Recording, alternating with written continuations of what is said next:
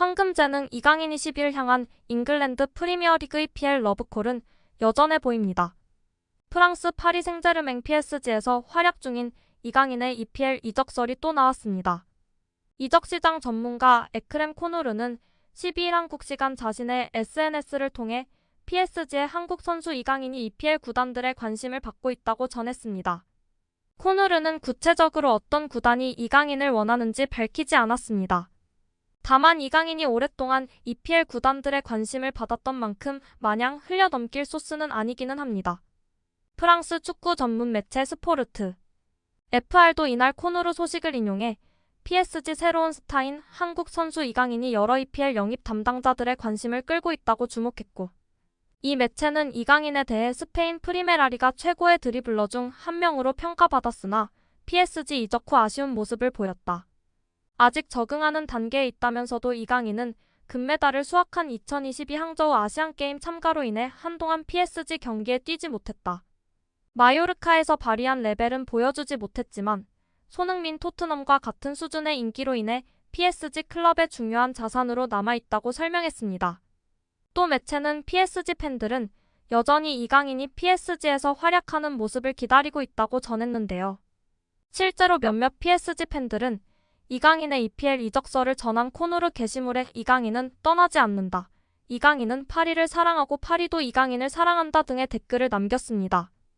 다만 EPL 클럽들의 관심은 꽤 오래갈 것으로 보입니다. 스포르트 FR은 잉글랜드 클럽들은 건너편에서 이강인을 환영할 준비가 돼 있다.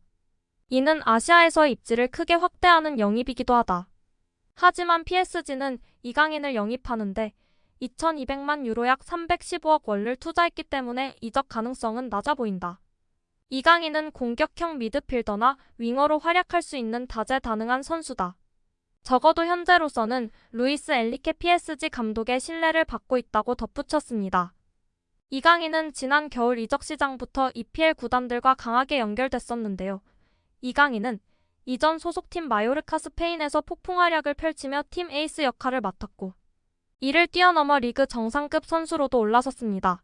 이강인은 지난 시즌 스페인 프리메라리가 36경기에 나서 6골 6도움으로 활약했고, 최전방 공격수가 아님에도 팀에서 두 번째로 많은 골, 또 팀 최다 도움을 기록했었죠.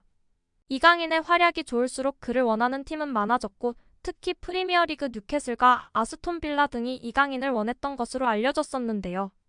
별들의 무대 유럽 챔피언스리그에서 PSG와 같은 조에 속해 경쟁을 벌이고 있는 뉴캐슬은 사우디아라비아 국부펀드 인수 이후 EPL 최고 부자 구단으로 올라섰고, 막대한 자본을 앞세워 급속도로 전력을 끌어올렸습니다. 하지만 미드필더진 뎁스는 아쉽다는 평가를 받고 올 시즌에도 줄부상이 일어나자 전술 운영에 어려움을 겪고 있습니다.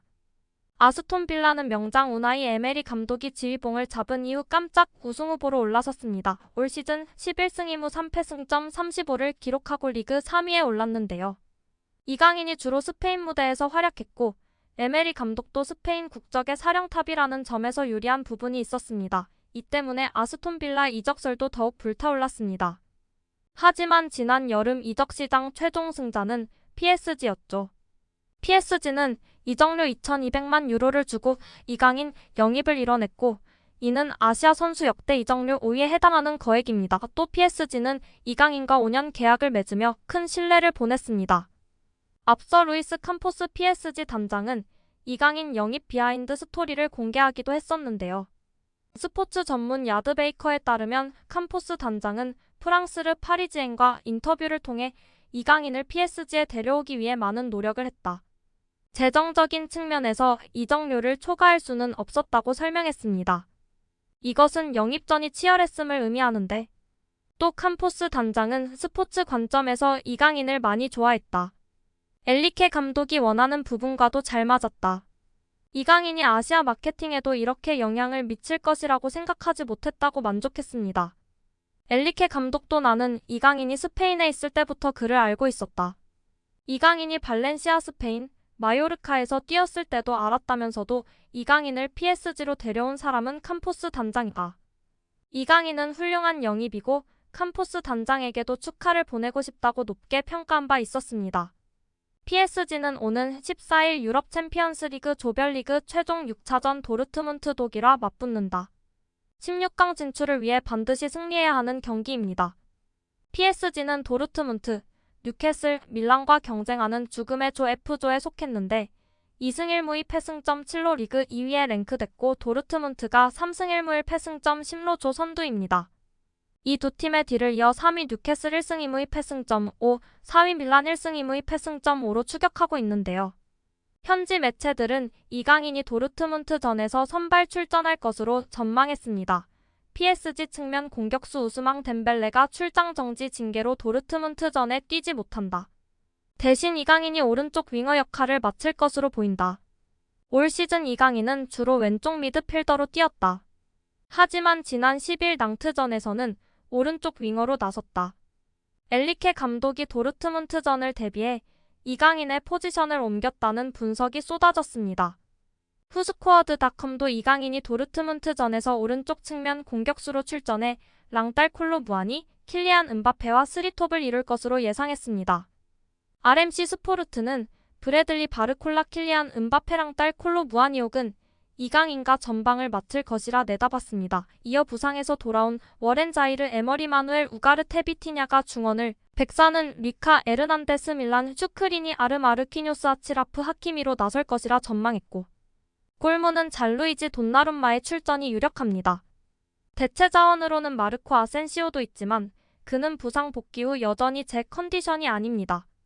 루이스 엘리케 PSG 감독은 누구보다 아센시오를 잘 알고 있음에도 최근에는 그를 주로 교체 멤버로 썼고 매체는 이번 경기에서도 아센시오가 선발로 나서지 않을 것이라 분석한 셈입니다. 르 파리지앵 역시 명단은 크게 다르지 않았습니다. 매체 역시 바르콜라 은바페 이강인이 전방을 맡을 것이라 내다봤습니다. 다만 이강인 자리에 아센시오의 선발 가능성도 점친 게 차이점입니다. 끝으로 레키프는 수비진에서 차이가 있었습니다. 매체는 에르난데스 다닐로 페레이라 마르키뇨스 하키미가 백사를 구성할 것이라 내다봤고 옐로카드 트러블에 놓여있는 슈크리니아르의 벤치 출전을 예고한 셈입니다. 레키프 역시 이강인의 오른쪽 윙어 출전을 전망했습니다. 과연 이번에도 윙어 이강인이 팀의 UCL 16강 진출에 힘을 보탤 수 있을지 팬들의 시선이 모이네요. 구독과 좋아요 한 번씩 부탁드립니다. 다음 영상을 만드는데 큰 힘이 됩니다. 재미있는 소식이 있으면 다시 돌아오겠습니다. 좋은 하루 보내세요.